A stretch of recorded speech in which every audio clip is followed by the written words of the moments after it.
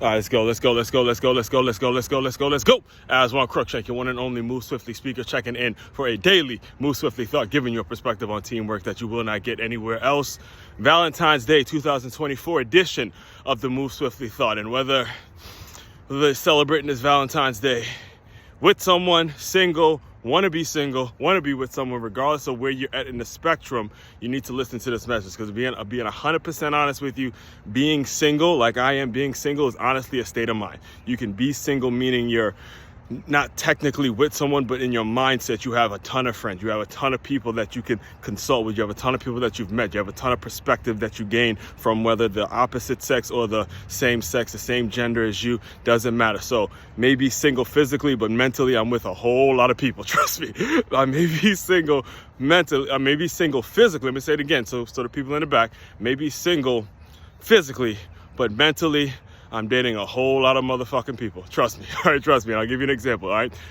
Because it is Valentine's Day, I'm going to send you to 3 books. I'm going to send you to 3 places. The first book, these are my top 3 relationship books, and these are important for you to read. Again, whether you are physically with someone or you are not, doesn't matter. You need to read these 3 books if you want to build a healthy and strong relationship that is going to stand the test of time. That's really what it's all about. It's about standing the test of time. It's not about posting some shit today on Instagram, some cute little photos on Instagram, or the I said yes pose, that comment shit. All that social media shit is for the motherfucking birds. All right, it's about what's going to stand the test of time. All right, I'm going to send you the 3 books. First book you got to go pick up if you haven't yet, and this one really resonated with me the most of the 3 that I'm going to recommend, because it was written by Hill Harper, another young black brother, another black man. I read quite a few of his books. It's Letters to a Young Brother, Letters to His Young Sister. But the book I want to recommend to you in regards to relationships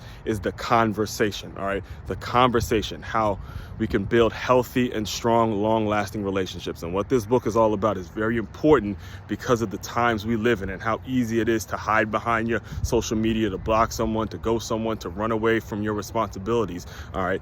It's important that you have the conversation. All right, have the conversation first and foremost with yourself. Have that honest conversation of where you've been, what you've been about, what you've been hurt by, what's really bothering you. Have it with yourself. Be honest. Be 100% about what mistakes you've made, and then you can enter into a relationship with the opposite sex, with someone of the opposite gender. This is important because too often do we send the representative. Too often do we send what we want people to see, what we put on social media, what we put online and all that. And that leads that right from jump. You don't have a foundation. So you're already fucked from jump. So it's not surprising. It shouldn't be a surprise when the shit doesn't work out, right?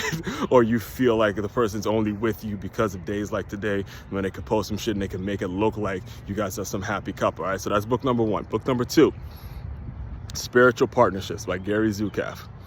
This one's powerful, all right? This one's powerful because he speaks on the importance of getting around people. And this is not a romantic thing I'm giving you right now. Just getting around people in general who push you out of your comfort zone.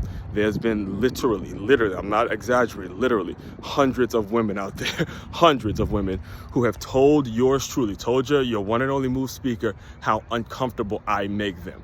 All right, I'm not apologizing for that. That's exactly the way I want you feeling. I want to push you out of that comfort zone, because pushing you out of that comfort zone is where we can achieve great things, where great things start happening when you get up out the comfort zone, when you get that feeling, and you get so used to being out of your comfort zone that success is just automatic. Something happens that you don't expect. Okay, I'm locking in. I know what that feeling feels like because I get it from my partner every day. My partner still to this day makes me uncomfortable. He still pushes me out of my comfort zone. That needs to be the mentality. So to those hundreds of women, you fucked up. You missed out, because now that I see that kind of shit shakes you up, I'm moved on.